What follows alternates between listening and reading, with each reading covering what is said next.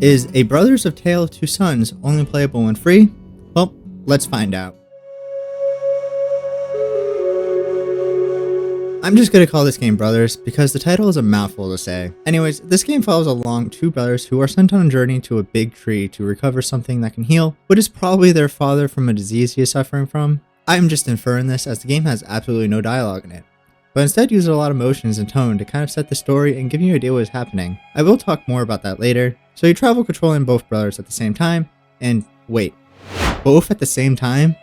This truly tests your ability to multitask and hand coordination, which is a cool concept. Now, when I first started playing, I realized maybe I was supposed to have two players, but nope, this is intentional.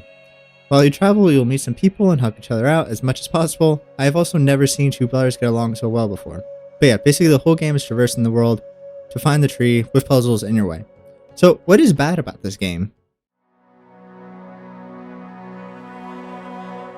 Usually people talk about the good of the game first, but I want to leave on a high note.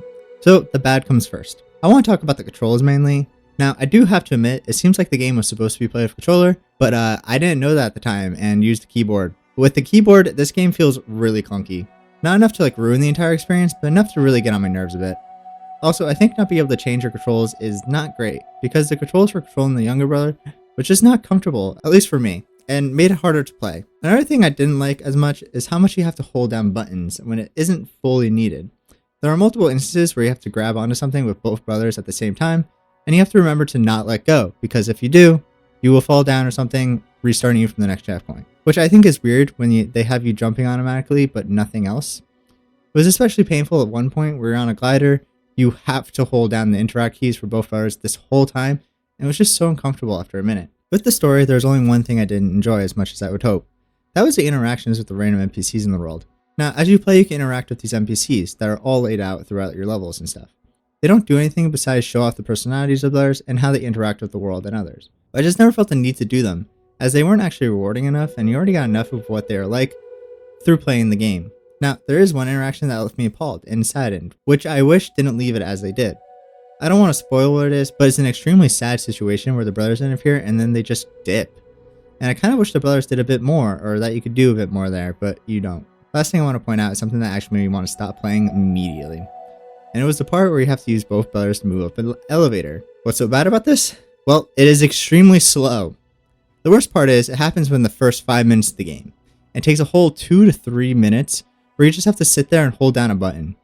Now, you'll probably need to like rotate the joysticks to make it move faster, but on a keyboard, I cannot find a way to do this at all. And the thing is, you have to do it twice, with the second one being even longer. What the devs were thinking when they did this with the keyboard controls, I don't know.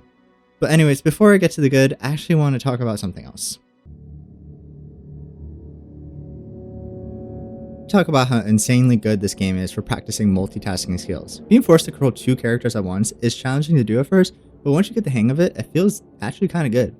But then it just makes controlling one character feel like a breeze. If you want to get better at handling games and be able to do multiple things at once, I do highly recommend playing this game, because I think it will help heavily with future gaming. Anyways, on to the good. Alright, despite the random clunkiness and long waits, the gameplay does overall feel good. It's nothing amazing, and it is a learning curve, but in the end it does feel good. I think it does try to mix up the puzzles a bit, and each level is unique to themselves, with only the real repetitive action being the climbing you do. But each level has a unique aspect to them, which I liked a lot, and none of them I absolutely hated, which is rare for me. But I say the main focus of the game isn't the gameplay, but in the story. The story does something super cool, and is able to tell you exactly what is happening without needing any actual narrative or dialogue. Now, they do speak, but it's a language made for the game, so it's not understandable.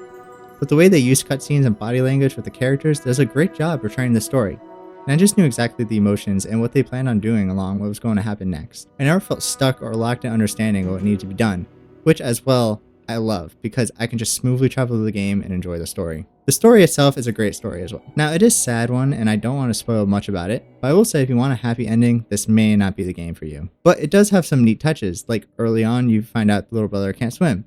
Not because he may not be able to, but because right in the beginning you see his mother drown right in front of him. Obviously traumatizing the poor kid of going in the water by himself. So they have some neat references and concurrences like that. The world itself holds a lot of story as well.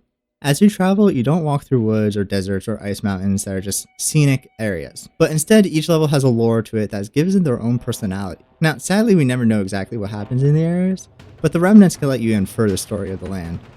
Mostly unpleasant. But I think it's time we move on to my final thoughts.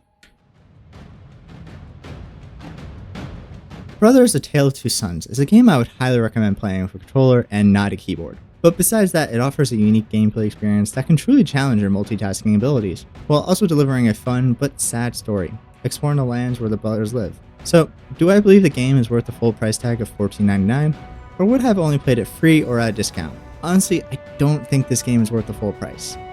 It's a game I would recommend playing, but I can't justify the $15 for just 3 hours of content. But discounted is definitely worth a play.